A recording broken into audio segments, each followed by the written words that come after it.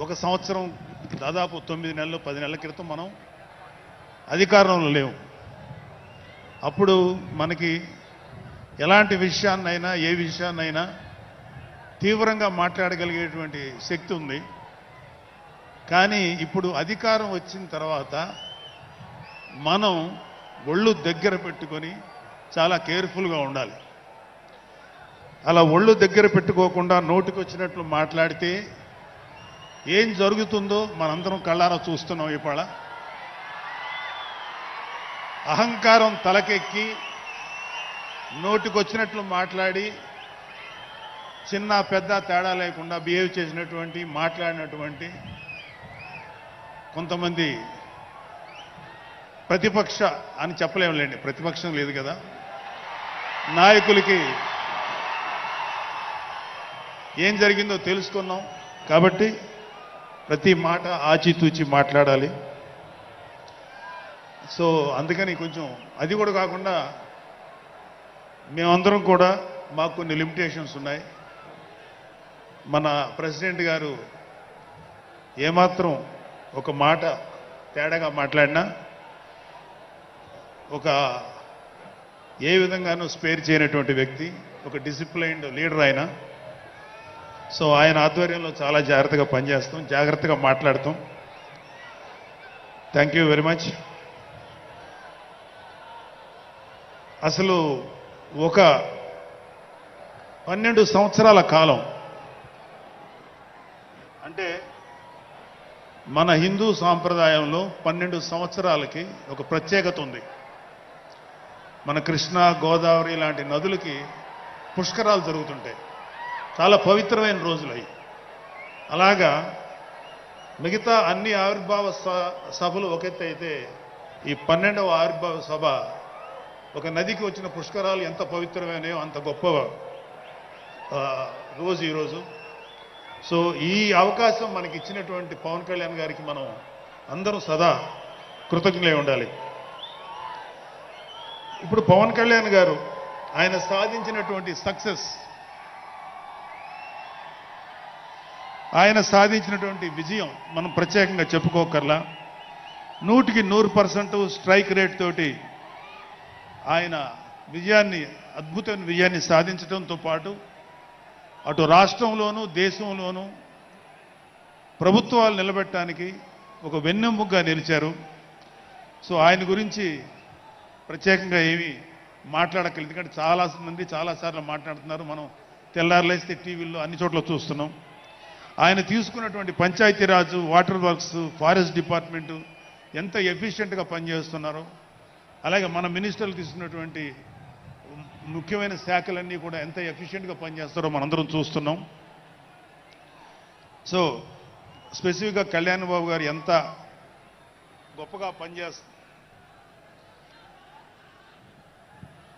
గొప్పగా పనిచేస్తారని మనమేమి ప్రత్యేకంగా మాట్లాడుకోకర్లేదు.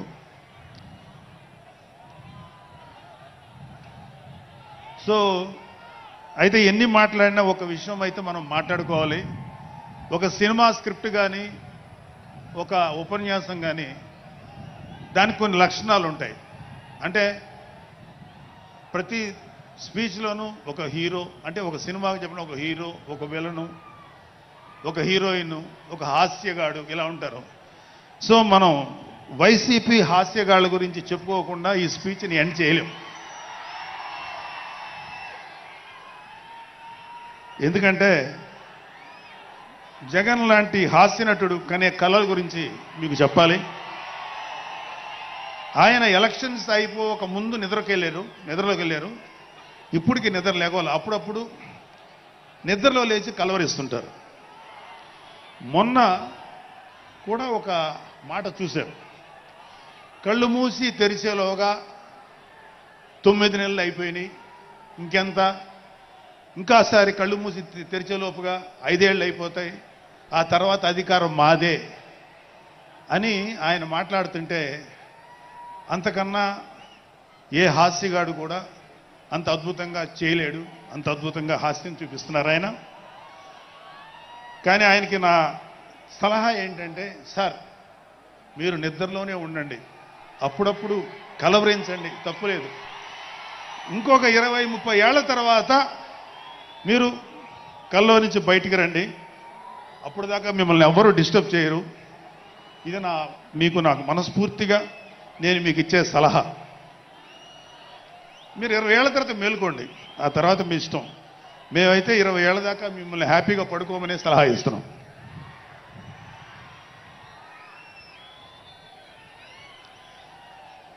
సో ఆంధ్రప్రదేశ్లో పవన్ కళ్యాణ్ గారి యొక్క చొరవతోటి ఏర్పాడైనటువంటి ఈ కూటమి ప్రభుత్వం ఎన్ని చోట్ల ఎంత పెద్ద సక్సెస్ అయిందో, ఎంత 164 సీట్లు సాధించే దిశగా ఆయన ఎంత కష్టపడ్డారో మనందరికీ తెలుసు. అయితే మా అదృష్టం ఏంటంటే ఇక్కడ పిఠాపురంలో జరుగుతుంది కాబట్టి పిఠాపురంలో ఎలక్షన్స్ ఎలా జరిగినాయో ఒక 2 మాటలు చెప్పకపోతే, నేను పిఠాపురంలో పనిచేసి పిఠాపురం అభిమానుల యొక్క అభిమానాన్ని చూరుకున్న పవన్ కళ్యాణ్ గారికి, అలాగే పిఠాపురం యొక్క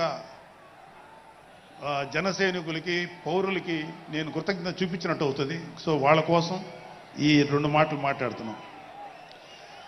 సో పవన్ కళ్యాణ్ గారు పిఠాపురంలో మమ్మల్ని పనిచేయమన్నారు. అంటే నన్ను, మా ఫ్రెండ్ అజయ్ గారిని, అలాగే మర్రెడ్డి గారిని, రత్నం గారిని, శంకర్ గౌడు, మహేంద్ర, పంచకర్ల సందీప్, ఇలా మాకందరికీ పిఠాపురంలో పనిచేసే అవకాశం ఇచ్చారు. మేము పని మొదలెట్టిన తర్వాత మాకు అర్థమైంది ఏంటంటే,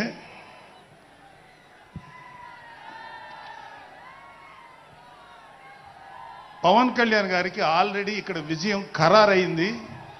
మనం ఓన్లీ పని చేస్తున్నట్టుగా ఉండడమే తప్ప మనం కొత్తగా చేయాల్సిన పని ఏమీ లేదు అని చెప్పి నాకు అర్థమైంది. నాకే కాదు మా అందరికీ అర్థమైంది.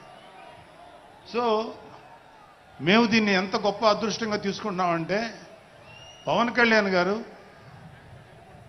మీరు పని చేసేటువంటి మేము ఇక్కడ ఏదో పని చేసాం అనే తృప్తి మాకు ఇవ్వటం కోసం ఆయన ఈ మమ్మల్ని అపాయింట్ చేశారు తప్ప ఆయన గెలుస్తారన్నది, ఆయన అఖండ విజయం సాధిస్తారని ఆయనకు ముందే తెలుసు. కానీ ఆ సాటిస్ఫాక్షన్ మాకు ఇవ్వటం కోసం మాకు ఈ అవకాశం ఇచ్చారు.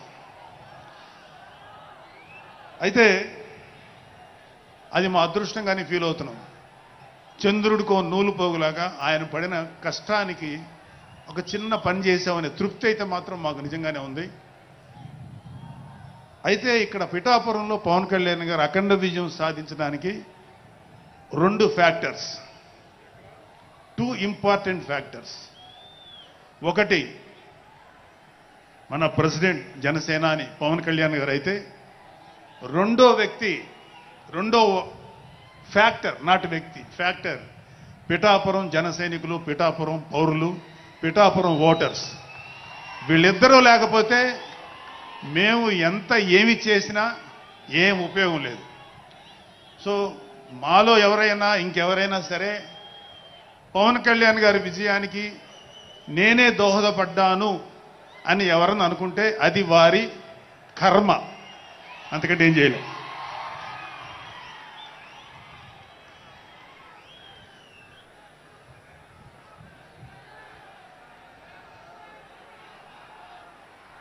సో ఇక్కడ మన ప్రెసిడెంట్ పవన్ కళ్యాణ్ గారికి ఆయన గురించి చెప్పడానికి ఒక ఇంపార్టెంట్ విషయం చెప్పాలి.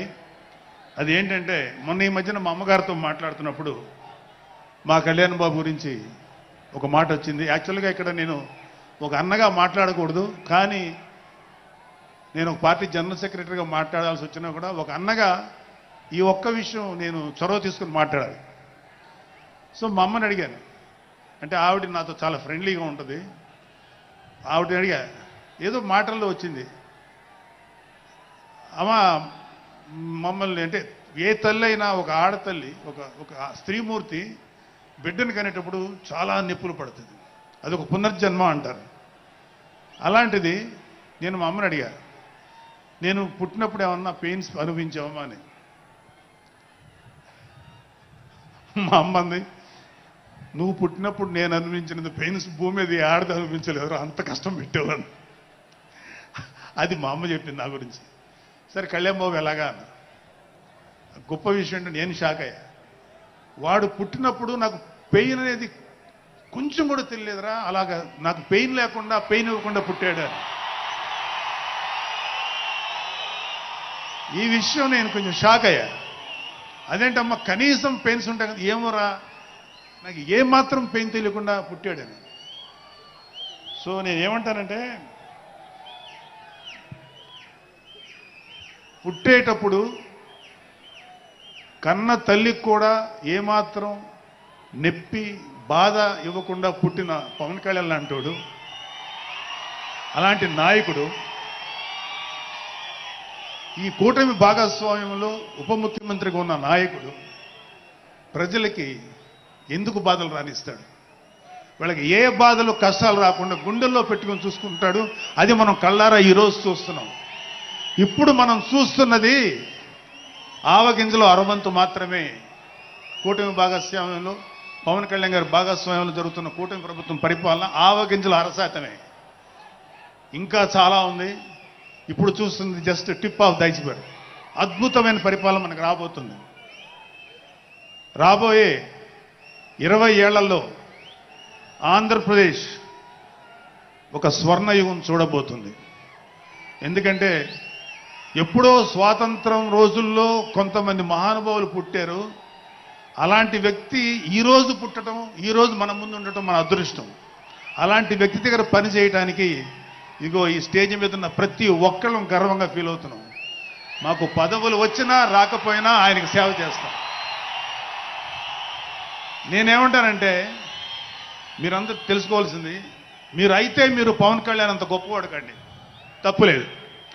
రాకపోతే అంతగా అవ్వలేకపోతే ఒక గొప్పవాడికి అనుచరుడిగా మారండి, ఏదైనా మంచిదే. నేను ఆ పని చేశాను. రెండో పని, పవన్ కళ్యాణ్ గారు అంత గొప్పగా నేను అయ్యే దమ్ము లేదు, కానీ ఆయనకి అనుచరుడిగా మాత్రం నాకు అవకాశం ఇచ్చారు. అది నేను చాలా సంతోషపడతాను.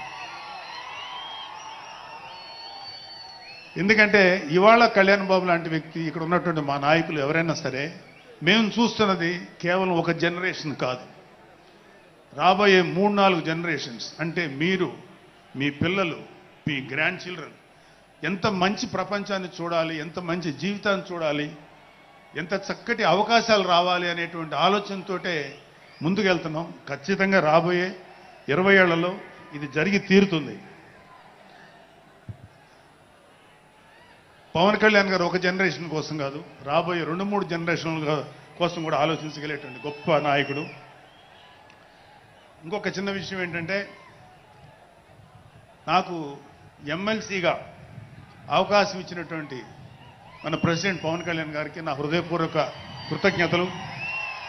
అలాగే నేను ఎమ్మెల్సీ కావటానికి నన్ను ప్రోత్సహించినటువంటి వ్యక్తులు, లేదా నేను ఎమ్మెల్సీగా ఉండాలని కోరుకున్న మీలాంటి ఎంతో అభిమానించే కార్యకర్తలు, అలాగే మా నాయకులు, ఆ రోజు నాకు సపోర్టుగా వచ్చినటువంటి మా నాయకులందరూ, మనోహర్ గారు, రామకృష్ణ గారు, విష్ణుకుమార్ రాజు గారు, లోకేష్ గారు, వీళ్ళందరికీ కూడా నా హృదయపూర్వక కృతజ్ఞతలు. అంటే దేవుడు అనేవాడు మనం అడిగితే వరాలు ఇస్తాడు, ఖచ్చితంగా వరాలు ఇస్తాడు. కానీ అడగకుండానే వరాలు ఇచ్చేవాడు పవన్ కళ్యాణ్. అతను ఏమని పిలవాలో మీరే డిసైడ్ చేసుకోండి. చివరగా ముఖ్యమైన విషయం ఏంటంటే, జనసేనకి ప్రాణవాయువు లాంటి వాళ్ళు కార్యకర్తలు, వీర మహిళలు, జన సైనికులు, అభిమానులు. నేను ఒక జన సైనికుడిని అని చెప్పుకోవటంలో ఉండే ప్రైడ్ నాకు ఇంకా ఏ విషయంలో రాదు. చాలా గర్వపడుతుంటాను. సో అలాంటి జన సైనికులకి, మీ అందరికీ మేమందరం అండగా ఉంటాం. ఏదైనా చిన్న చిన్న ఇబ్బందులు తలెత్తినా అవన్నీ సరిచేస్తాం. ఇంకొక విషయం ఏంటంటే, జనసేన పార్టీ ఒక్కటే మీరు ఒక కార్యకర్త స్థాయి నుంచి అత్యంత ఉన్నతమైన స్థాయికి చేరుకోగలిగేటువంటి డెమోక్రటిక్ వాల్యూస్ ఉన్నటువంటి పార్టీ జనసేన. కాబట్టి జనసేనలో ఉండండి, జనసేనని ప్రోత్సహించండి. మీకే కాదు, మీ బిడ్డలకు కాదు, మీ మనవళ్ళకు కాదు, రాబోయే తరాలందరికీ జనసేన అండగా ఉంటుంది. మీ అందరికీ మేము ఫుల్ సపోర్ట్ చేస్తాం. మిమ్మల్ని అందరినీ గుండెల్లో పెట్టుకొని చూసుకుంటాం. ఎందుకంటే మా వెనకాల ఉన్నది ఒక శక్తి, దట్ ఈజ్ పవన్ కళ్యాణ్. జై పవన్ కళ్యాణ్, జై జనసేన, జై హింద్.